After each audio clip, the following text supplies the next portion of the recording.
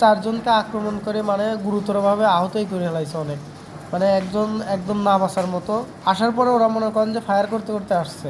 গুরু করছে বাড়িছে সাথে অনেক স্পটে একজন মারা গেছে। আমরা মনে করেন যে সবাই একত্রিতভাবে বসে আছি, ওরা হচ্ছে কি দলবদ্ধভাবে পিট 2 দিন আমাদের আক্রমণ করছে। কালকে আমাদের চারজনকে আক্রমণ করে মানে গুরুতরভাবে আহতই করে ফেলাইছে অনেক। মানে একজন একদম না বাঁচার মতো।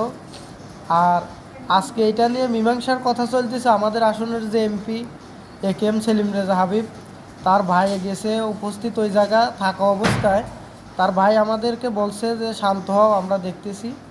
আমরা ওই টাইমে মনে করেন যে খাড়াই রয়েছি। ওরা অতর্কিতভাবে আসার পরে ওরা মনে করেন যে ফায়ার করতে করতে আসছে। আসে মনে করেন যে আমরা ওই জায়গার থেকে মনে করেন যে সব দিয়ে যেরকমভাবে পারছি চলে আসছে। ওরা আমাদের এলাকায় বরঞ্চ আমাদের বাড়ির সামনে এসে আমাদের সবাইকে মারছে, এভাবে মারধর করছে। এই যে এখানে গুলি করছে পেটে অনেকগুলো, এই যে হাতে, এরকম বহুত লোকই এরকমই হয়েছে।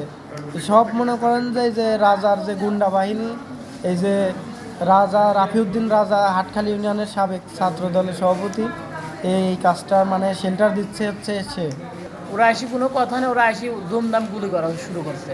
গুলি করছে বাড়িছে সাথে অনেক স্পটে একজন মারা গেছে। কয়জন আহত আর কয়জন? 5 জন আহত আছে, একজন নিহত, একজন মারা গেছে।